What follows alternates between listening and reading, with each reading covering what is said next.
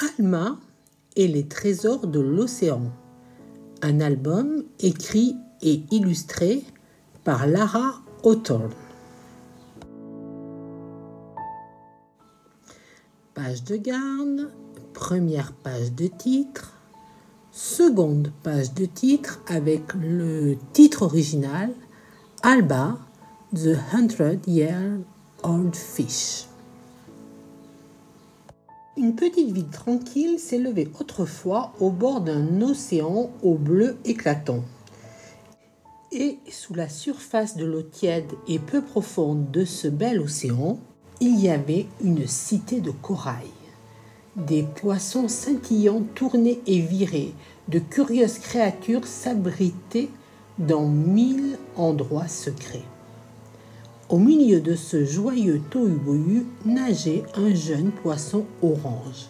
Elle s'appelait Alma et vivait dans un vieux coquillage tacheté. Alma collectionnait les beaux objets. « J'ai l'œil pour les trouver », disait-elle. Chaque année, pour son anniversaire, elle se dénichait un nouveau trésor. Elle aimait les objets ronds, à pois ou à rayures, les brillants à bosse ou à pointe, et même les tout petits à courbe ou à spirale. Les années s'écoulèrent et Alma grandit. Sa merveilleuse collection grandissait avec elle. Mais le temps passant, Alma trouva de moins en moins de jolis trésors. De plus en plus d'objets bizarres et inquiétants apparaissaient autour d'elle. Petit à petit, Alma vit sa ville de corail changer. Et année après année, ses amis s'en allaient. Jusqu'au jour où Alma réalisa qu'il ne restait plus personne pour fêter son anniversaire avec elle. Ce jour-là, elle eut beau chercher dans tous les coins, elle ne trouva pas le moindre petit trésor à ajouter à sa collection. Alma était triste, mais ne perdit pas courage.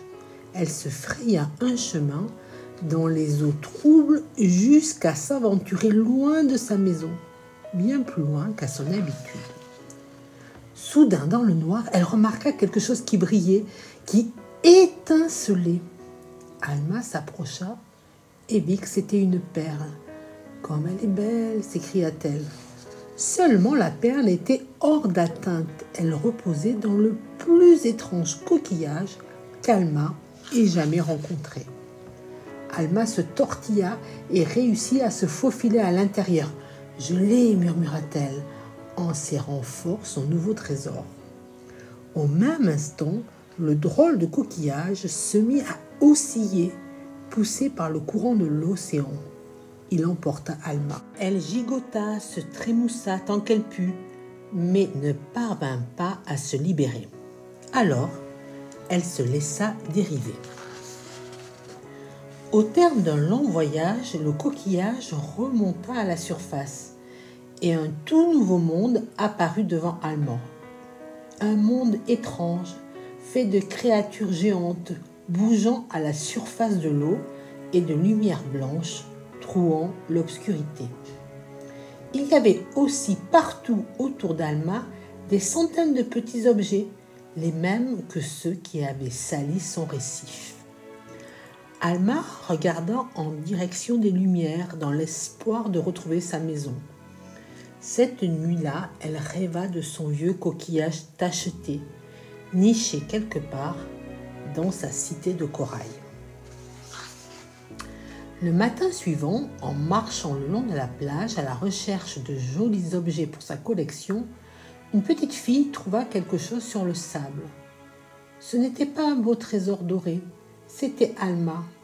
La petite fille observa le poisson qui bougeait à peine dans sa prison de plastique. « Je vais te sortir de là, dit-elle. » Puis elle vit les bidons, les sacs et tous les détritus qui jonchaient la plage.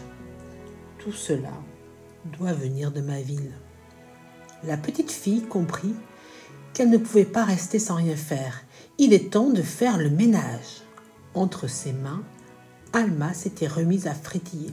« Ne t'inquiète pas, je te rendrai à l'océan, dès qu'il sera redevenu un endroit sûr pour toi. » La fillette libéra Alma de sa bouteille et la déposa dans de l'eau propre. Puis elle alla voir les gens et leur raconta comment elle avait trouvé ce poisson orange échoué. Bientôt, grâce à son histoire, chacun prit conscience qu'il fallait changer sa façon de vivre. La ville entière se mit au travail. Ensemble, tout le monde nettoya les saletés, déchet par déchet. Petit bout ramassé par-ci, petit bout ramassé par-là. Peu à peu, la mer commença à retrouver son éclat.